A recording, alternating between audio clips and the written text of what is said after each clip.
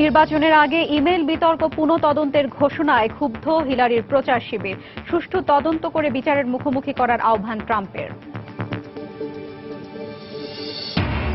মার্কিন প্রেসিডেন্ট নির্বাচনের দিন 10 বাকি থাকলেও নিউ ইয়র্কের জনগণের মধ্যে নেই কোনো উত্তাপ।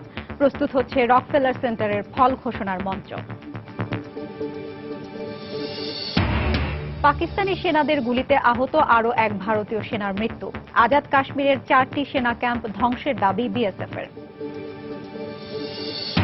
এবং ইতালিতে আবারও 6.6 মাত্রার শক্তিশালী ভূমিকম্প। ধ্বংস হয়ে গেছে বেশ কিছু স্থাপনা, বহু হতাহতের আশঙ্কা।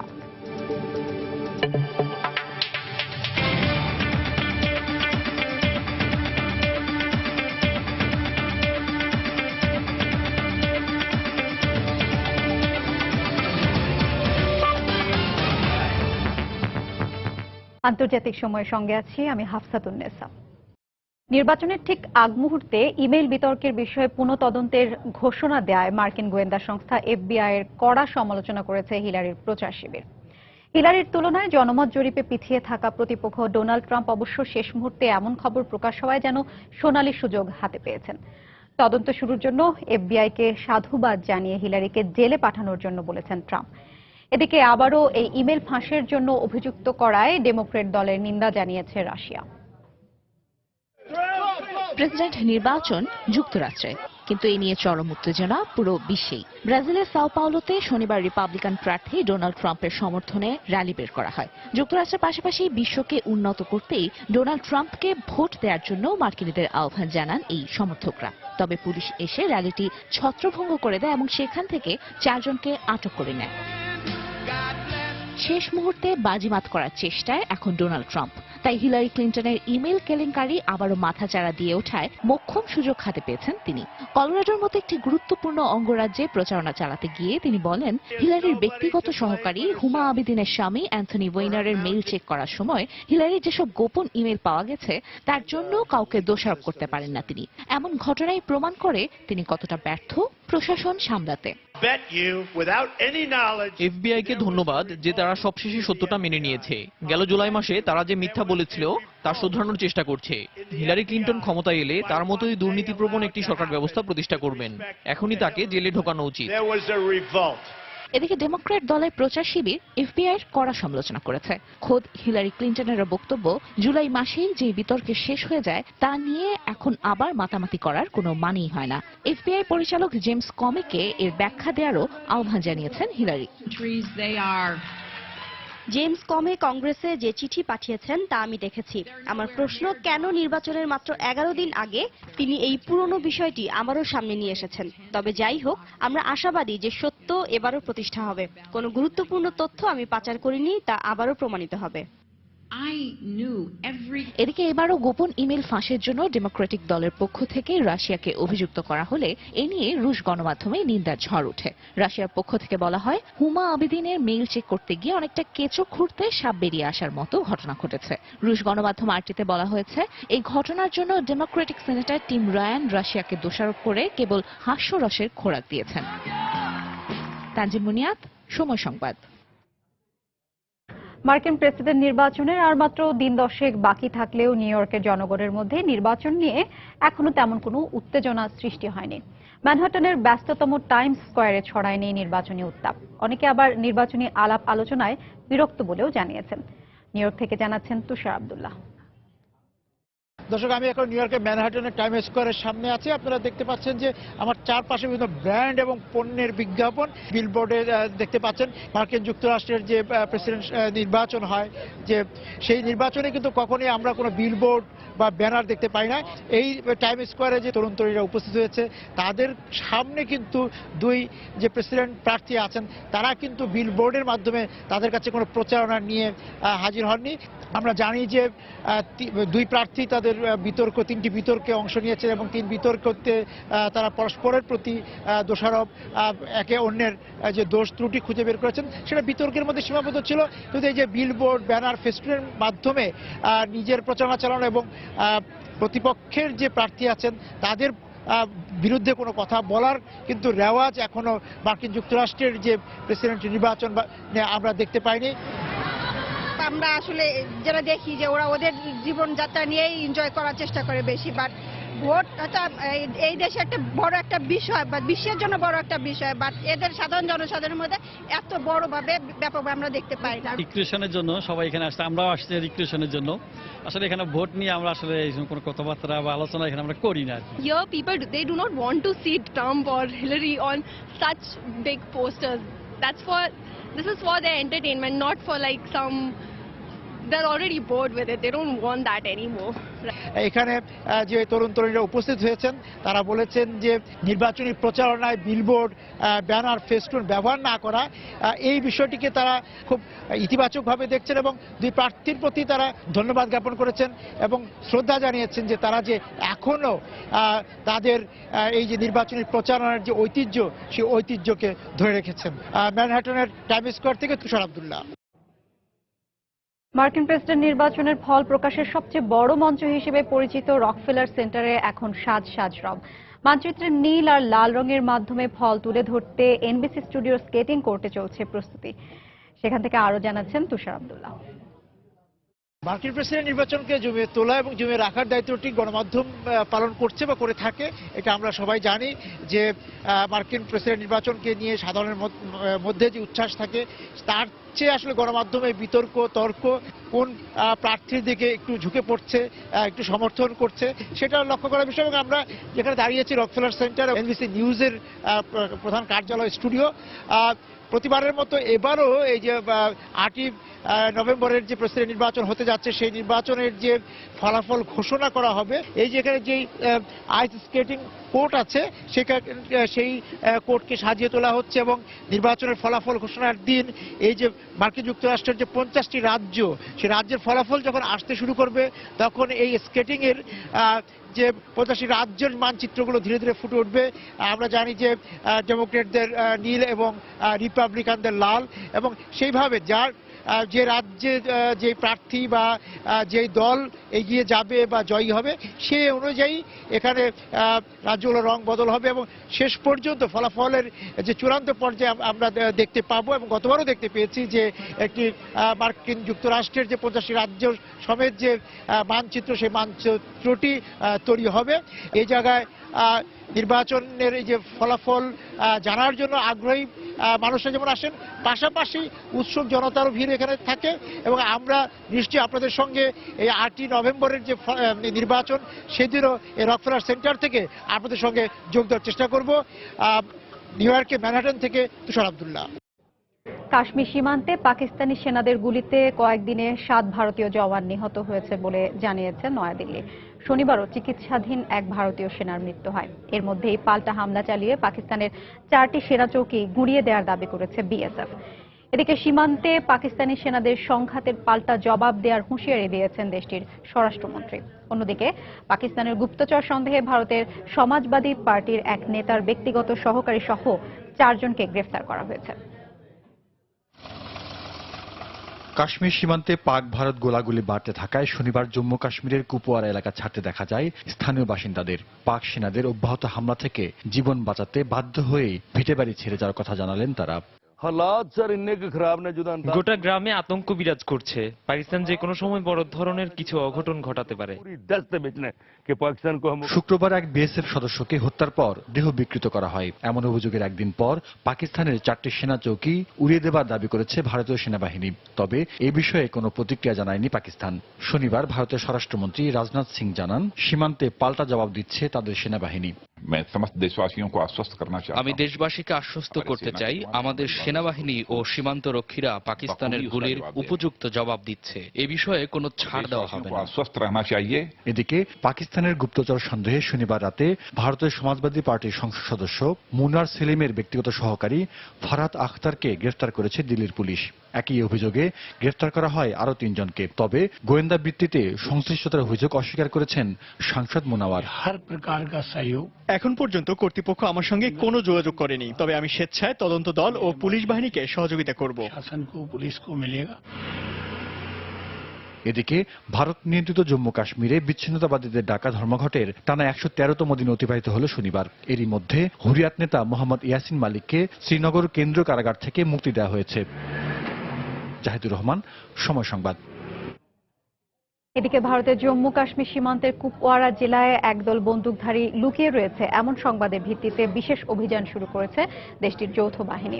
ভারতীয় সংবাদ মাধ্যম জানায়, শনিবার স্থানীয় কান্ডি এলাকায় বন্দুকযুদ্ধের ঘটনা ঘটে। এরপর রোববার ওই এলাকায় 2 থেকে 3 জন সন্ত্রাসী আশ্রয় নিয়েছে বলে দাবি কর্তৃপক্ষের। সেনাবাহিনীর পাশাপাশি অভিযানে যোগ দিয়েছে পুলিশ সদস্যরা। তবে এখন পর্যন্ত হতাহতের কোনো খবর পাওয়া যায়নি। গেল সেপ্টেম্বরে ভারতের উরি সেনা ঘাঁটিতে হামলার পর থেকেই সতর্ক অবস্থায় রয়েছে ভারতীয় সেনাবাহিনী ও সীমান্তরক্ষীরা। আন্তর্জাতিক সময় আরো দেখবেন। লিবিয়ার বেনগাজিতে গাড়ি বোমা বিস্ফোরণে এক বাংলাদেশি সহ নিহত অন্তত 6, আহত 21। বাংলাদেশির পরিচয় পাওয়া যায়নি।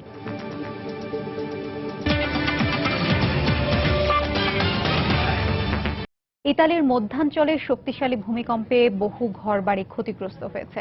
প্রথমে ভূমিকম্পের মাত্রা 7.1 বলা হলেও পরে এর মাত্রা 6.6 বলে নিশ্চিত করে মার্কিন ভূতত্ত্ব জরিপ বিভাগ USGS। এখন পর্যন্ত কোনো হতাহতের খবর পাওয়া না গেলেও ভূমিকম্পে বেশ কিছু ভবন ক্ষতিগ্রস্ত হয়েছে। ব্রিটিশ সংবাদ মাধ্যম জানায়, ভূমিকম্পের প্রভাবে রাজধানী রোমও কেঁপে ওঠে। দক্ষিণ পূর্বাঞ্চলীয় পেরুগিয়ার 68 কিলোমিটার দূরে এই ভূকম্পন সংঘটিত হয়। মার্কিন ভূতাত্ত্বিক জরিপ সংস্থা USGS জানায়, ভূমিকম্পের গভীরতা ছিল 108 কিলোমিটার। গেল 2 মাসে দেশটিতে কয়েক দফা ভূমিকম্পে প্রাণ হারায় প্রায় 300 মানুষ।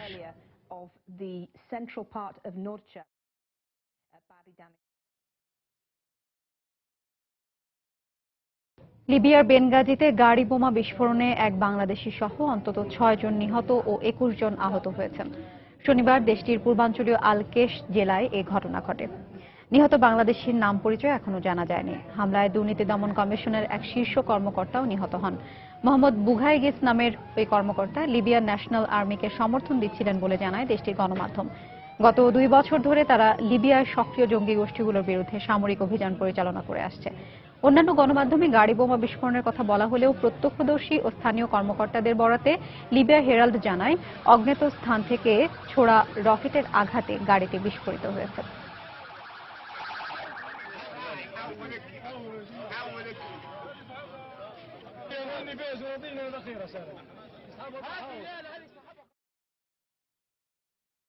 সৌদি আরবের রিয়াদে একটি নির্মাণাধীন ভবনের ছাদ ধসে 2 বাংলাদেশি শ্রমিকের মৃত্যু হয়েছে। শনিবার স্থানীয় সময় সকালের দিকে আল খারিজ এলাকায় এই দুর্ঘটনা ঘটে। নিহতরা হচ্ছেন কুষ্টিয়া জেলার অরুণ এবং মাদারীপুর জেলার শিবচর থানার কাদিরপুর ইউনিয়নের জসিমউদ্দিন ডালি।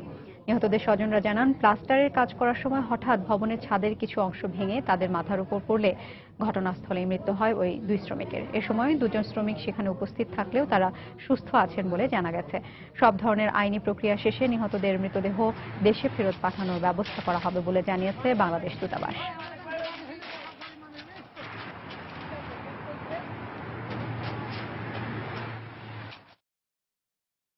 আন্তর্জাতিক সময় আরো যা দেখবেন। দীপাবলি উৎসবে ভারতে বর্ণাঢ্য আয়োজন, রং বেরঙের আলোর খেলা আর মণ্ডপ বৈচিত্র্যে পশ্চিমবঙ্গের বিভিন্ন স্থানে সাজ সাজ রং।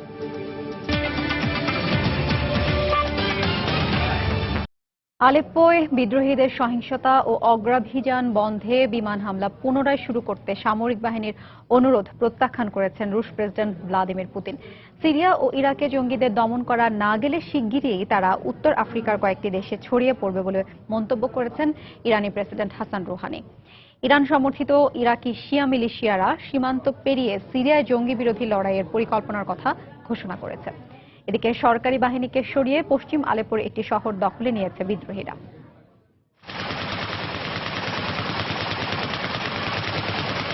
পশ্চিম আলেপ্পোর দাহিয়েত আল আসাদ শহরে সরকারি বাহিনীর সঙ্গে বিদ্রোহীদের তীব্র লড়াইয়ের পর আসাদ বাহিনীকে হটিয়ে শহরটি দখলে নেয়ার দাবি করেছে বিদ্রোহীরা। বিমান হামলা বন্ধ থাকায় বিদ্রোহীরা ক্রমেই পশ্চিম আলেপ্পোর দিকে অগ্রসর হচ্ছে। আল আসাদ শহর নিয়ন্ত্রণে আসার পর আমরা এখন হামদানিয়ার দিকে এগোচ্ছি। আল্লাহর ইচ্ছায় শিগগিরই পুরো আলেপ্পো আমাদের নিয়ন্ত্রণে আসবে। এর একদিন আগেই পূর্ব আলেপ্পোয় সরকারি বাহিনীর অবরোধ ভেঙে ফেলার দাবি করেছিল তারা। এই লড়াইয়ে বিদ্রোহীদের সঙ্গে আলেপ্পোর পূর্বাঞ্চলের সক্রিয় জঙ্গি গোষ্ঠীগুলো যোগ দেয় বলে জানা গেছে। চলমান এই লড়াইয়ের মধ্যেই পূর্ব আলেপ্পোয় বিদ্রোহীদের নিয়ন্ত্রণে থাকা করিডোর দিয়ে সাধারণ মানুষ বের হওয়ার চেষ্টা করছেন। তবে করিডোর পার হওয়ার জন্য বিদ্রোহীরা প্রত্যেকের কাছ থেকে $300 করে নিচ্ছে বলে জানিয়েছে রুশ গণমাধ্যম RT। এদিকে ইরান সমর্থিত ইরাকের শিয়া মিলিশিয়াদের জোট সীমান্ত পাড়ি দিয়ে আসাদ বাহিনীর পক্ষে জঙ্গি বিরোধী লড়াইয়ের পরিকল্পনার কথা জানিয়েছে। শনিবার বাগদাদে মিলিশিয়া জোটের পক্ষ থেকে কথা জানানো হয়। আমাদের এলাকা থেকে আইএস ও সংশ্লিষ্ট জঙ্গিদের বিতাড়িত করেছি। সিরিয়ায় থাকা জঙ্গিরাও আমাদের জন্য হুমকি, তাই ইরাক ও সিরীয় সরকারের সঙ্গে সমন্বয় করে সেখানে লড়াইয়ের কথা ভাবছি। এদিকে আলেপ্পোয় বিমান হামলা শুরুর বিষয়ে সামরিক বাহিনীর অনুরোধ প্রত্যাখ্যান করেছেন রুশ প্রেসিডেন্ট ভ্লাদিমির পুতিন। শনিবার ক্রেমলিনের মুখপাত্র দিমিত্রি পেসকভ জানান, আলেপ্পোর মানবিক পরিস্থিতির উন্নয়নে আরো কয়েকদিন হামলা বন্ধ রাখার নির্দেশ দিয়েছেন পুতিন। সেখানে হামলা চালানোর সময় হয়নি বলেও সামরিক বাহিনীর ঊর্ধ্বতন কর্মকর্তাদের জানিয়েছেন রুশ প্রেসিডেন্ট। এদিকে সিরিয়া ও ইরাকে জঙ্গিদের দমন করা না গেলে তা বিশ্ব নিরাপত্তার জন্য বড় ধরনের ঝুঁকির কারণ হতে পারে বলে মন্তব্য করেছেন ইরানি প্রেসিডেন্ট হাসান রুহানি। শনিবার তেহরানে ইউরোপীয় ইউনিয়নের পররাষ্ট্র নীতি বিষয়ক প্রধান ফেদেরিকা মোঘেরিনির সঙ্গে বৈঠকে রুহানি বলেন, জঙ্গিদের দমন করা না গেলে শিগগিরই তারা উত্তর আফ্রিকার কয়েকটি দেশে ব্যাপকভাবে ছড়িয়ে পড়বে। সিরিয়ায় সুন্নি বিদ্রোহী ও জঙ্গি বিরোধী লড়াইয়ে আসাদ সরকারকে আর্থিক ও সামরিক সহায়তা দিয়ে আসছে ইরান। সিরিয়ার আলেপ্পোয় চলমান সংঘাত বন্ধে আলোচনা করতেই মোঘেরিনির ইরান সফর বলে জানিয়েছে গণমাধ্যম। এদিকে সিরিয়ায় যুক্তরাষ্ট্র সমর্থিত মধ্যপন্থী বিদ্রোহীরা চলতি বছরের ফেব্রুয়ারি থেকে সেপ্টেম্বর পর্যন্ত প্রায় 13,500 বেসামরিক নাগরিক সহ 16,000 মানুষকে হত্যা করেছে বলে জানিয়েছে জাতিসংঘে রাশিয়ার স্থায়ী মিশন। শনিবার প্রকাশিত বিবৃতিতে তারা জানায়, এই সময়ের মধ্যে বিদ্রোহীরা 2000-এরও বেশি অবস্থানে হামলা চালিয়েছে। দেলোয়ার হোসেন, সময় সংবাদ। ইরাকের মসুল শহর আইএস মুক্ত করতে এ পর্যন্ত শিয়া মিলিশিয়া জোট গুরুত্বপূর্ণ অবদান না রাখলেও এবার জঙ্গি বিরোধী অভিযানে প্রথমবারের মতো যোগ দিচ্ছে তারা।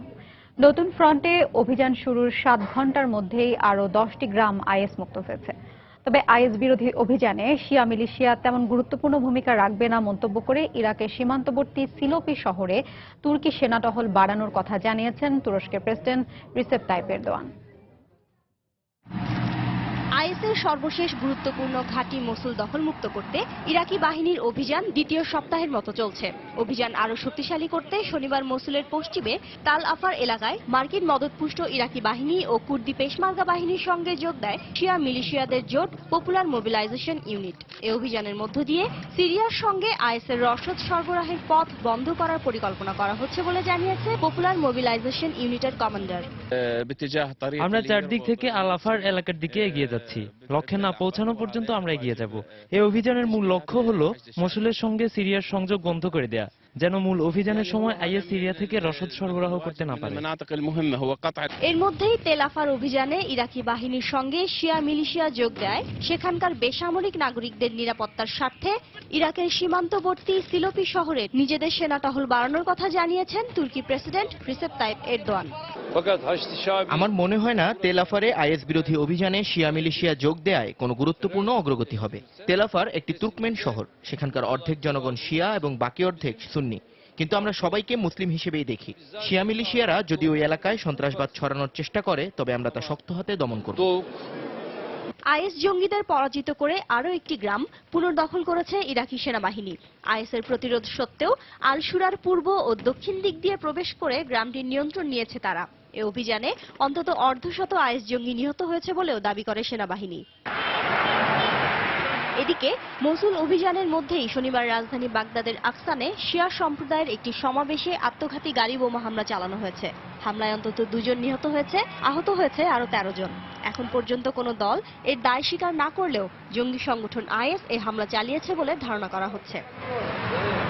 শিরিন আক্তার, সময় সংবাদ।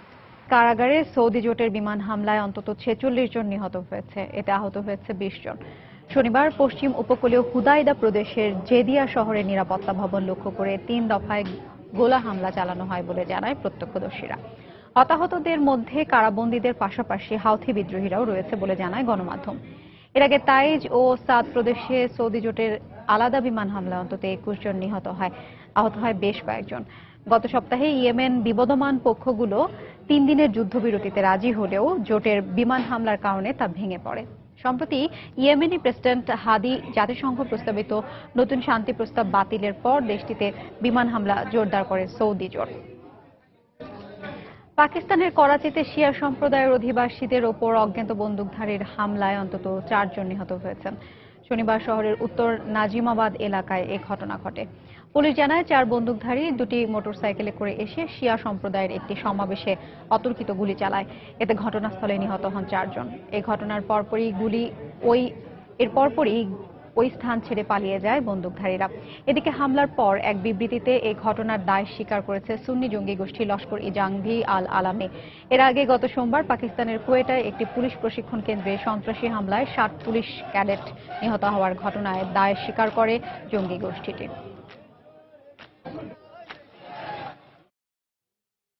অর্থের জন্য অপেশাদারী কাজ বা অড জবসের পরিবর্তে পেশাদারী কাজে আগ্রহী হচ্ছে যুক্তরাষ্ট্রের নতুন বাঙালি অভিবাসীরা।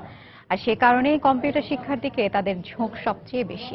এক্ষেত্রে প্রবাসীদের নিঃস্বার্থ সহায়তায় দৃষ্টান্ত স্থাপন করেছে কংগ্রেস অব বাংলাদেশি আমেরিকান নামে একটি সংগঠন। অভিবাসীদের সহজে পেশাদারী কাজ পাওয়ার সুযোগ করে দিতে তাদের বিনামূল্যে কম্পিউটার শিক্ষা দিচ্ছে এই সামাজিক সংগঠনটি। যুক্তরাষ্ট্র থেকে শিহাবুদ্দিন কিস্তুর তথ্য ছবি নিয়ে ডেস্ক রিপোর্ট। ভাগ্যান্বেষণে দূরদেশে পাড়ি জমানো বাঙালিদের জীবিকা নিশ্চয়তায় 3 বছর যাবৎ স্বেচ্ছাশ্রমে সম্পূর্ণ বিনামূল্যে প্রবাসীদের কম্পিউটার শিক্ষা সহায়তা দিয়ে আসছে কংগ্রেস অফ বাংলাদেশি আমেরিকান। প্রতিটি ব্যাচে 35 জন করে শিক্ষার্থীকে এই প্রশিক্ষণ দিয়ে আসছে প্রতিষ্ঠানটি। তারা এ পর্যন্ত মোট 300 প্রবাসীকে প্রশিক্ষিত করেছে, যাদের মধ্যে শতাধিক এরই মধ্যে যুক্তরাষ্ট্রের মূলধারার প্রতিষ্ঠানে কাজ শুরু করেছেন। বাকিরা স্থায়ী বা খণ্ডকালীন চাকুরিতে যোগদানের প্রক্রিয়ায় রয়েছেন। কম্পিউটারে কুইকবুক বা এক্সেলের মতো কয়েকটি বিষয়ে প্রশিক্ষণ শেষে নিজের সফলতার কথা জানালেন প্রবাসীরা। আমি খুব উপকৃত হয়েছি যে এটা আমি কাজে লেগে। আমি রিসেন্টলি একটা জবে জয়েন করেছি, সেখানে আমার কিছু সফটওয়্যার জড়িত কিছু কাজ আছে। এখন এটা আমার জন্য একটা অ্যাডেড অ্যাডভান্টেজ। ভিন্ন পেশার যে কেউই ভাগ্য বদলাতে কম্পিউটার শিক্ষা নিতে পারেন বলে জানান তারা। আমি মনে করি এটার ফিউচার খুব ভালো, সাকসেসফুল অবশ্যই সবাই হবে, যেভাবে আমি বুঝতে পারছি অনলাইনে দেখলাম। এই প্রশিক্ষণের কারণে সম্ভাবনার আলো দেখছেন নতুন শিক্ষার্থীরা। আমার চাকরি সম্ভবত অ্যাটলিস্ট মানে আগের থেকে আরো মোর দ্যান 30% বেড়ে গেছে, কেননা ম্যাক্সিমাম এখানকার মিড সাইজ অথবা স্মল সাইজ ফার্মগুলা ওরা সবাই কুইকবুকের এক্সপেরিয়েন্সটা চায়। এইখানে এসে জয়েন করলাম, তো আসার পরে অনেক বেনিফিট হচ্ছে আমার। প্রবাসে এ খাতে বাঙালিদের অপার সুযোগ সৃষ্টির কথা জানালেন সংগঠনটির সাধারণ সম্পাদক মঞ্জুর চৌধুরী। নন অ্যাকাউন্টিং ব্যাকগ্রাউন্ড হলে সে সর্বোচ্চ 50 থেকে 55 পর্যন্ত যেতে পারে। আর যদি অ্যাকাউন্টিং বা বিজনেস ব্যাকগ্রাউন্ড হয়, এই অ্যাকাউন্টিং সফটওয়্যারটা জানে, সে 5 বছর পরে একটা মানুষ যদি চেষ্টা করে যায় $100,000 স্যালারি এই ফিল্ড থেকে আপনার ড্র করার সুযোগ আছে। পরিবর্তিত বিশ্ববাজারে এই খাতটি দেশের অর্থনীতিতে গুরুত্বপূর্ণ ভূমিকা রাখবে বলেও মনে করেন তারা। সময় সংবাদ, নিউ ইয়র্ক, যুক্তরাষ্ট্র। মিশরে টানা বৃষ্টিতে সৃষ্ট বন্যায় মৃতের সংখ্যা বেড়ে 26 জনে দাঁড়িয়েছে। এছাড়া আহত হয়েছেন আরও অন্তত 72 জন। শনিবার দেশটির স্বাস্থ্য মন্ত্রণালয়ের পক্ষ থেকে এই তথ্য জানানো হয়। বন্যায় সবচেয়ে খারাপ পরিস্থিতি লোহিত সাগর সংলগ্ন রাজঘারেব শহরে। নিহতদের মধ্যে 7 জনই এই শহরের বাসিন্দা। গত শুক্রবার থেকে শুরু হওয়া এই বন্যায় ভেসে গেছে শহরের বহু ঘরবাড়ি, ধ্বংস হয়ে গেছে বহু গাছপালা। এছাড়াও পানির স্রোতে ভেসে গেছে বহু যানবাহন। বন্যার পানিতে ডুবে যাওয়ায় বন্ধ হয়ে গেছে শহরের প্রধান 2টি সড়ক। রাজঘারেব ছাড়াও মিশরের অন্যান্য শহরগুলোতে দেখা দিয়েছে বন্যা। এর মধ্যে মিশরের অন্যতম পর্যটন কেন্দ্র হিসেবে পরিচিত শার্ম এল শেখ শহরেও বন্যা দেখা দেয়, সেখানে আটকা পড়েছেন বহু পর্যটক। বৃষ্টিপাত আরও কয়েকদিন অব্যাহত থাকবে বলে দেশটির আবহাওয়া দপ্তরের পক্ষ থেকে জানানো হয়েছে। দক্ষিণ কোরিয়া সরকারের বিরুদ্ধে ক্ষমতার অপব্যবহারের অভিযোগ ওঠায় বেশ কিছু উচ্চ পদস্থ সরকারি কর্মকর্তা পদত্যাগ করেছেন। প্রেসিডেন্ট পার্ক গিউন হাই এক সংবাদ সম্মেলনে জানান, এরই মধ্যে তাদের পদত্যাগ পত্র গ্রহণ করেছেন তিনি। বেশ কিছুদিন ধরেই দক্ষিণ কোরিয়ায় সরকারের বিরুদ্ধে অবৈধভাবে ক্ষমতা প্রয়োগের অভিযোগে বিক্ষোভ চলছে। শনিবার রাজধানী সিউল এবং গুয়াচিওনে তুমুল বিক্ষোভ করে সরকার বিরোধীরা। পুলিশ বলছে অন্তত 9,000 মানুষ এই বিক্ষোভে অংশগ্রহণ করেন। দাবি জানান দ্রুত পার্ক গিউন হাইয়ের ক্ষমতা ছাড়ার। পার্কের বিরুদ্ধে অভিযোগ, তার এক ঘনিষ্ঠ জনের সুপারিশে রাষ্ট্রীয় বেশ কিছু নীতিতে ক্ষমতার অপব্যবহার করেছেন তিনি।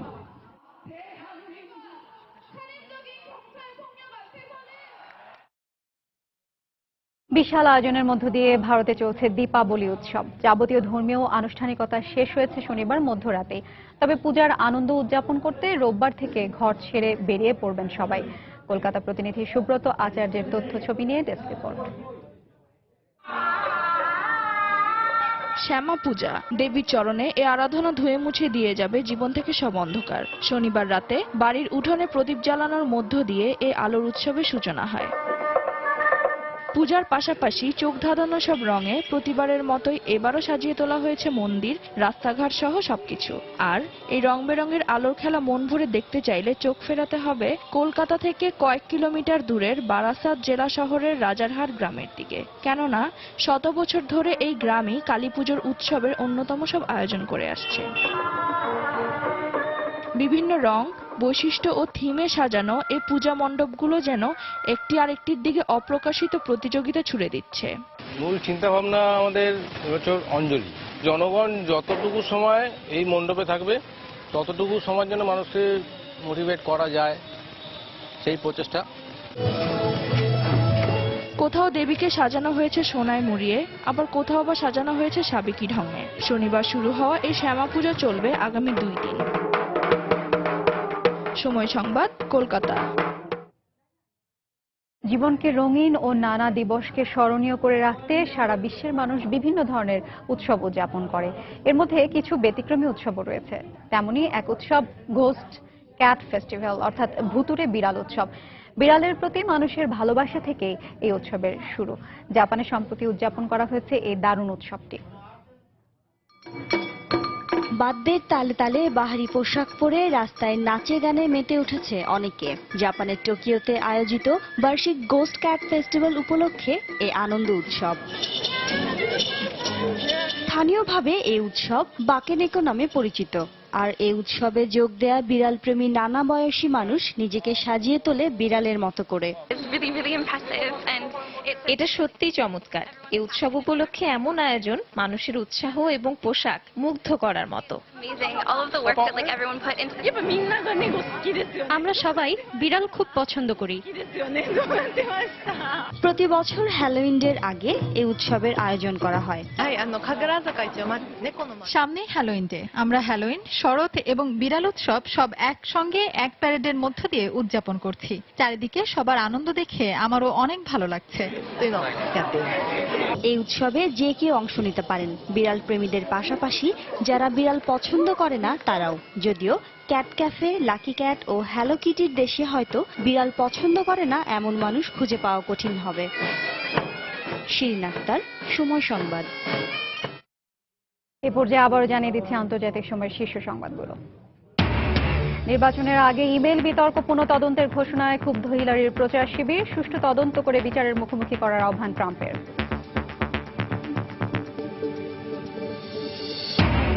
মার্কিন প্রেসিডেন্ট নির্বাচনের দিন 10 বাকি থাকলেও নিউ ইয়র্কে জনগণের মধ্যে নেই কোনো উত্তাপ। প্রস্তুত হচ্ছে রকফেলার সেন্টারের ফল ঘোষণার মঞ্চ।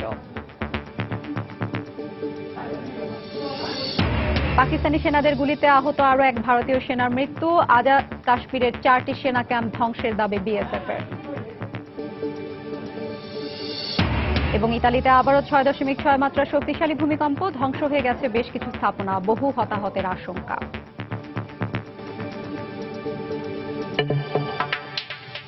এই ছিল আন্তর্জাতিক সময়। যে কোনো খবর পেতে ভিজিট করুন সময়নিউজ.tv। সঙ্গে থাকুন সময়।